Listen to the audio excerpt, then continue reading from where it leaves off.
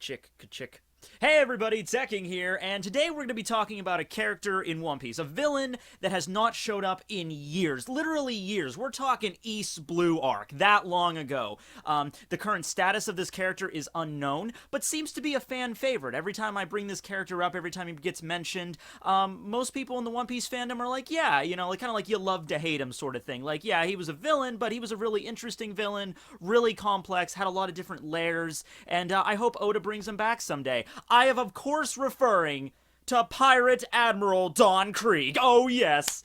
Don Krieg, where are you, man? Where have you been in so many years? You got freaking punched out by Luffy and then you just vanish. He's biding his time. You wait and see. No, of course, we're not talking about freaking Krieg. Although, I think I am going to make a video about Krieg, because when I was growing up, when I was watching the One Piece 4 Kids dub, I thought Krieg was badass. I thought he was cool. He had all this armor and all these weapons stashed away. So, you know, hold tight. We might be doing a video about Krieg soon. But of course, in this video, we are discussing Captain Kuro of the Black Cat Pirates, also known as Kuro of 100 Plans, or Klahadore was his alias while he was Kaya's butler on Gecko Island, which was also where Usopp hails from, and this is Usopp's introductory arc into the story. So, just in general, I really liked the arc, you know, the Syrup Village arc. You know, this is really where One Piece seemed to be hitting its stride a little bit. If you go back and look at the early arcs in the story, you see that Oda makes each one longer than the one before that, kind of like, you know, slowly gaining speed, kind of easing us into the story until we get the longer arcs that we're used to now. You know, nowadays in One Piece, if a major story arc is less than like a 50 or 60 chapters, it's like we're kind of like cheated because there's so much to pack in there. But the arcs back then, you know, Kuro's arc was only like 19 chapters, but at the time it was the longest in the story and it really had a lot of stuff included in that. So yeah, Captain Kuro, man, he is a very complex character. He is not your typical, like, you know, I'm a pirate, so I'm going to attack this island. Oh no, Luffy! Boom! Okay, gone. No, his thing was, I'm a pirate, but I don't want to be a pirate. Now I'm working on this island, but I want to, you know, kill this girl and get all of her money. Oh no, Luffy! Okay, now that's the story of Kuro, but that's oversimplifying it a little bit, okay? Here's basically what happened with Kuro. He seems to not really know what he wants in life, alright? So, he starts off as a pirate. He's the captain of the Black Cat Pirates. He's incredibly intelligent. Oda has come out and stated himself that he is the second most intelligent man in the entire East Blue, with number 3 being Nami, and number 1 being Ben Beckman, who is the first mate on Shanks' crew. So, you know, you have Kuro sandwiched between Nami and Ben Beckman.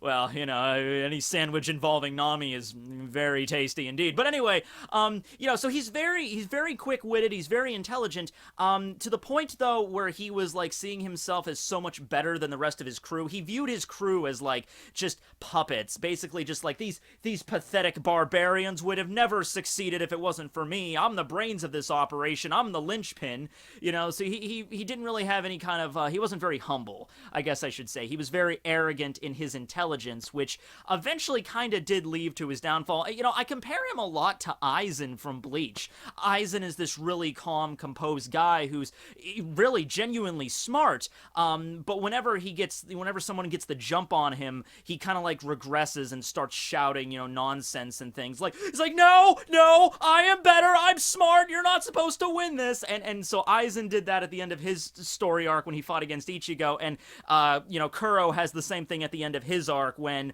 Luffy's about to defeat him. He just starts ranting about how my plan was supposed to win, you're not supposed to be able to do this, but you did.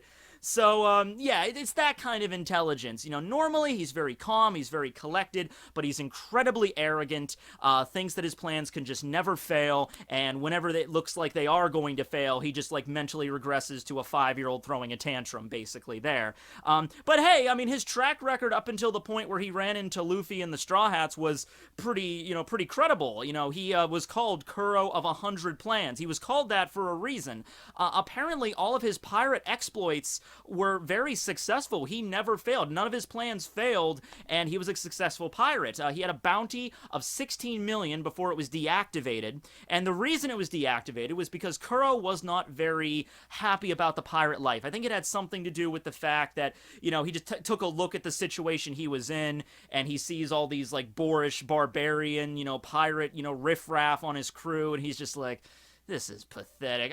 I'm better than this. These freaking people, And well, he just didn't want to be a pirate anymore. Okay, so he came up with this master plan with Django on his crew. Django was his first mate who had the powers of hypnotism. He came up with a plan here. What he did was that he hypnotized the shipwright of the Black Cat pirates into thinking that the shipwright was Kuro. Okay, so the shipwright genuinely thought that he was the captain of the Black Cat pirates.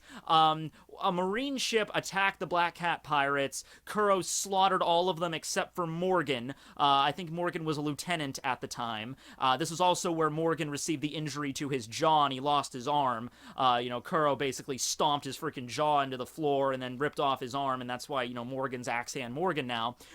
Django also hypnotized Morgan into thinking that he didn't lose. He was the lone survivor. He's the one that captured the captain of the Black Cat pirates, Captain Kuro, and brought him to justice. And so this is an interesting thing where, so basically Morgan's entire status as a captain during the Shelltown arc, that was all based on a lie. That was all based on hypnotism and a master plan involving Kuro. So a side effect of Kuro's plan is that Morgan was thrust into a position of power. Oh, and in case you're curious if old Tekking here is going to be making a video about Captain Morgan in the future, well, no. Of course I'm not, and that's a stupid question to even ask. No one cares about Morgan. We can go the rest of the story without even referencing him. Tell you what you do.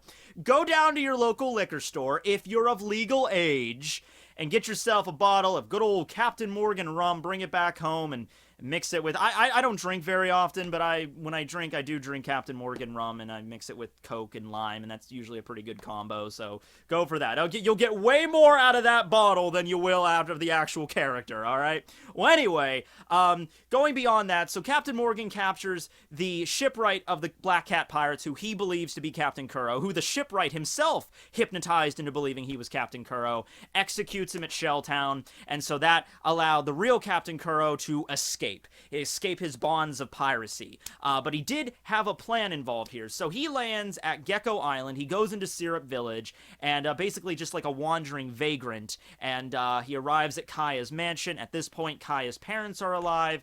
Kaya's father, waves him in, takes him in, and, sets him up as the butler of the family. Now, something happens to Kaya's parents that we're not actually sure how it went down. You would want to just say that Captain Kuro just killed Kaya's parents, considering what, his plan was. But Kuro himself, when he was talking to Django, mentioned that he did not actually kill them. He said, their deaths were not part of my plan.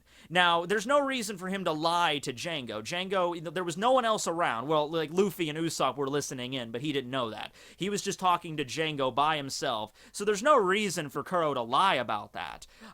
So who knows? Maybe Kai's parents died of natural causes, or, hey, maybe he did end up killing them, and maybe he was, felt sorry for what he did, so maybe he asked Django to hypnotize him into thinking he didn't do it. So that's whenever Kuro mentioned, I didn't kill them, Django's like, yeah, all right, whatever, Captain, so maybe there's something more darker there, but whatever. Kaya's parents eventually die, and so he is the butler to the estate. You also have Mary, that was another butler there, some other house, maids and everything like that, but other than that, it's just Kaya and then the servants, right? So, the plan that Kuro has, even though he kind of has an okay life, I mean, the whole reason he left the pirate life was, I just kind of want to live a normal life, have decent money, and just, not worry about the freaking Marines hunting me down all the time. And you've already achieved that, bro. This is what I mean. He's a little bit indecisive. He's a butler, sure, it's not the best paying job in the world, but you're living in a flipping mansion.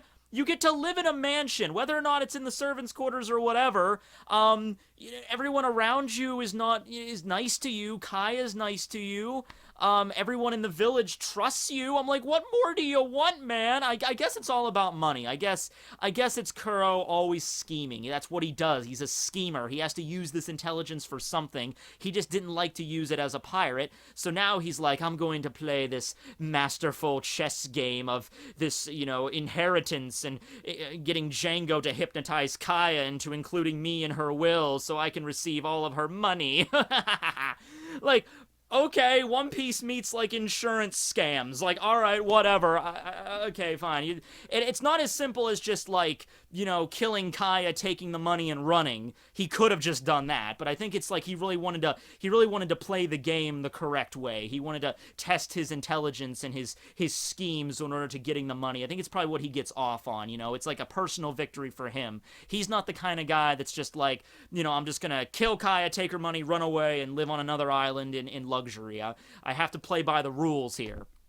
Which makes me think like he's the guy that would never be happy, even if his plan did succeed. Even if he managed to hypnotize Kaya, kill her, get all of her money, everyone trusts him, and he gets to live in abject luxury the rest of his life, I think he still wouldn't be happy about it. He would still be coming up with other schemes to kind of like, all right, now I will try to take over the entire East Blue. And then he meets Arlong, and Arlong just punches him into a wall, probably, maybe. I don't know.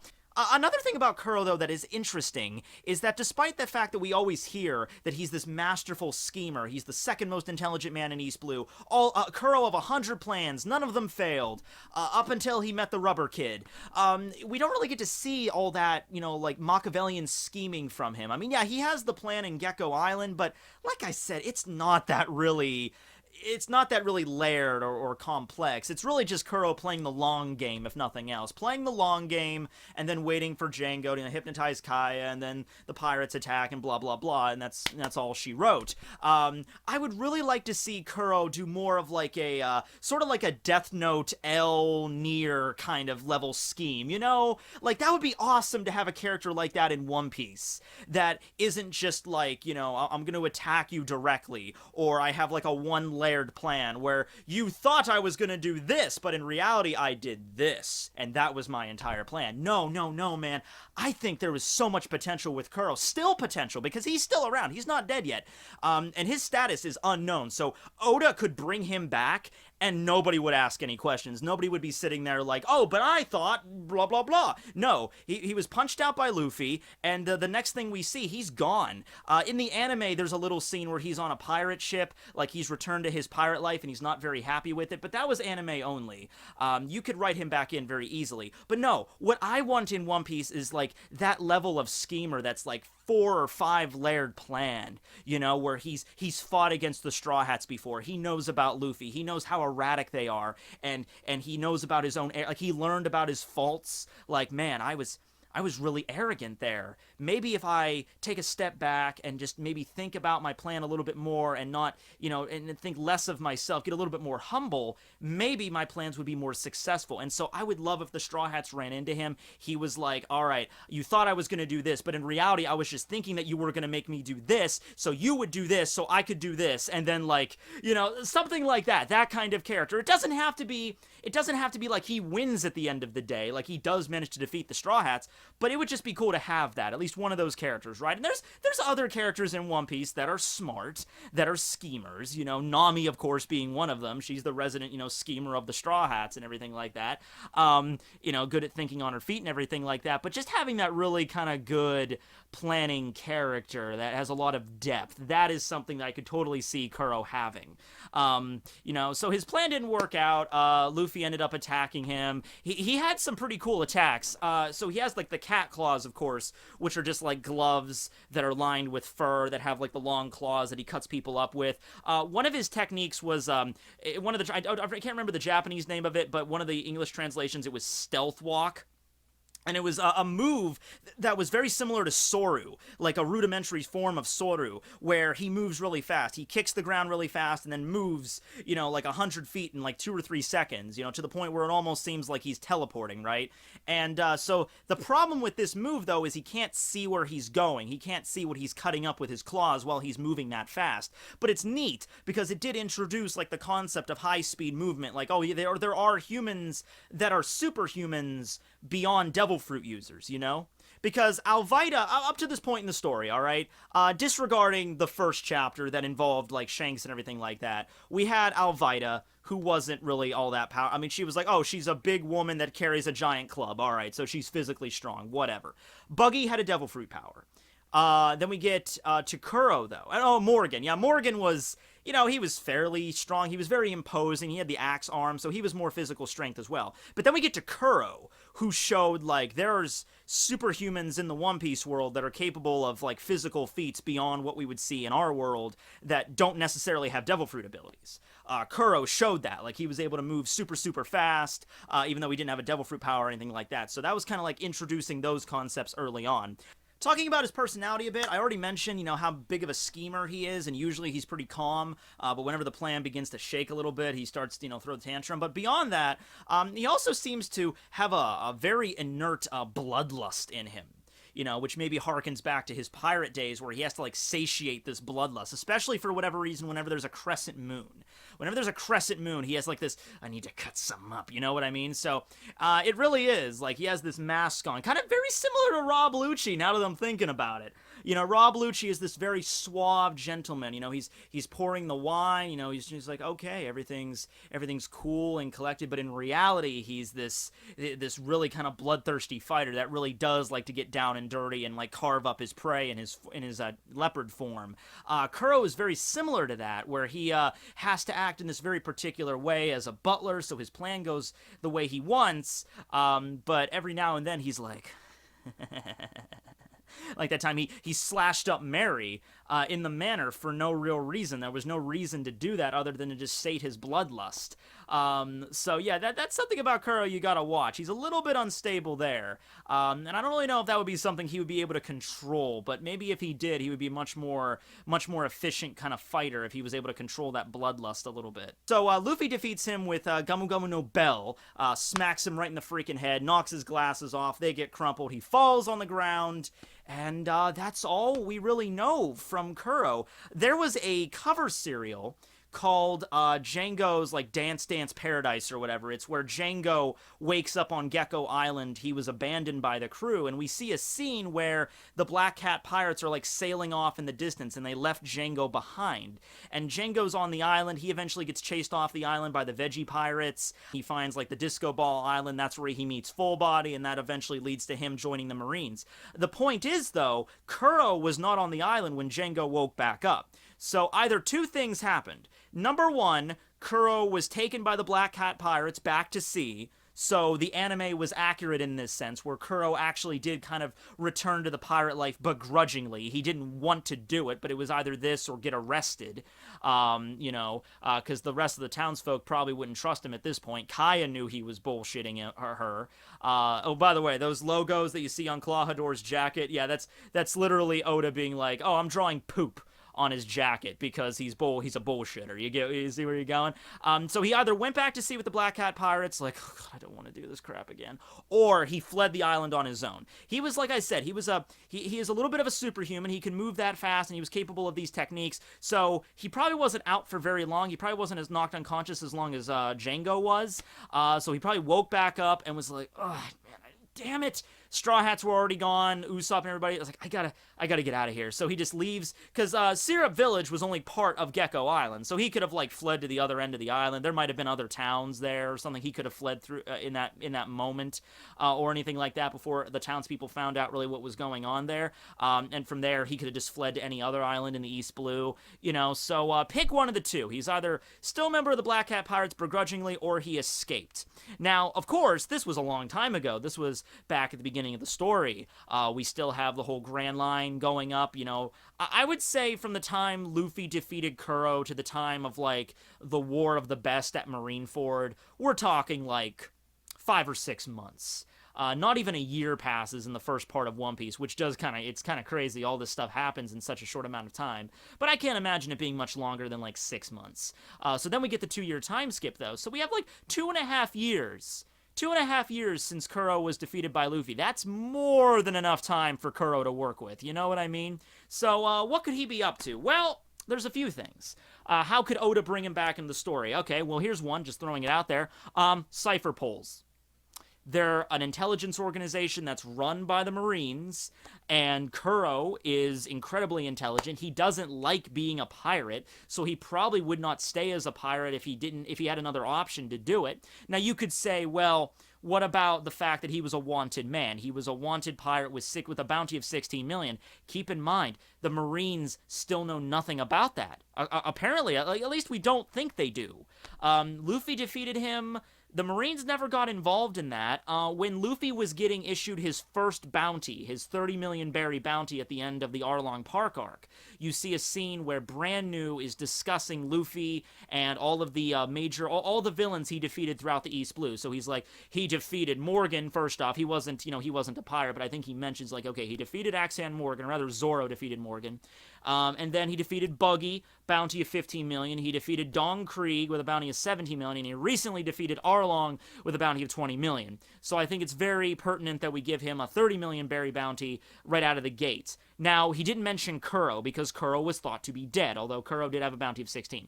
So, if the Marines are unaware about this, and this happened years ago, this happened 3 years before the events of the Syrup Village arc. That was when Kuro enacted his plan to like leave the pirate crew and everything like that. So the Marines have more than likely forgot all about him. He's a dead man.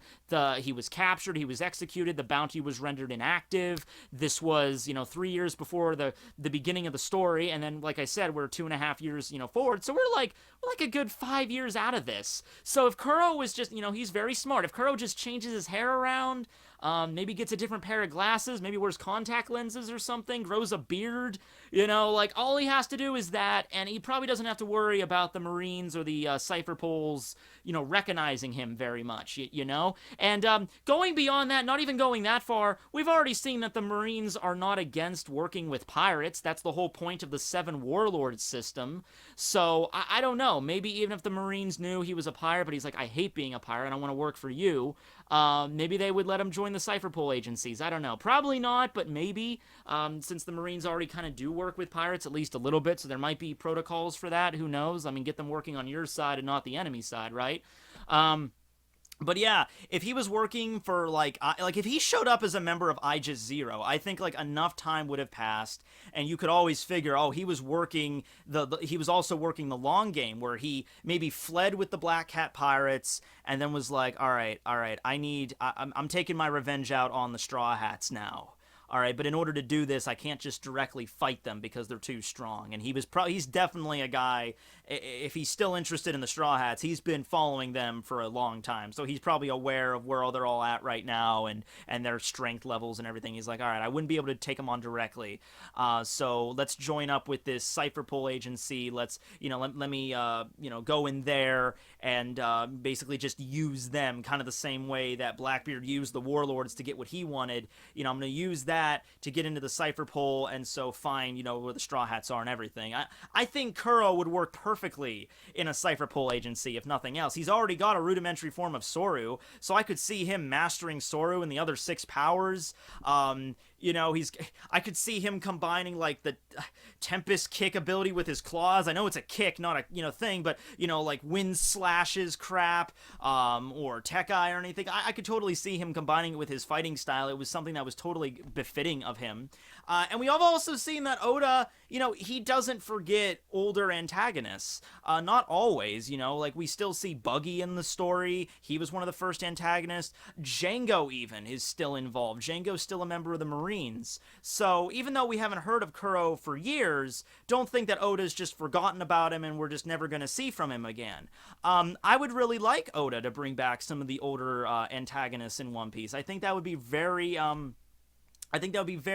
nostalgic for the fan base that's followed this story for so long. And to the newbies that are coming into the story that haven't read the entire One Piece manga, they would see, oh man, who's this guy with the glasses and the long claws and all these plans and everything like that? Oh man, I should go back and read the very beginning of the story. And Oda's a guy that usually does continuity very well, so it would be interesting to see how Oda could introduce Kuro back in the story. But I want to let you know, see...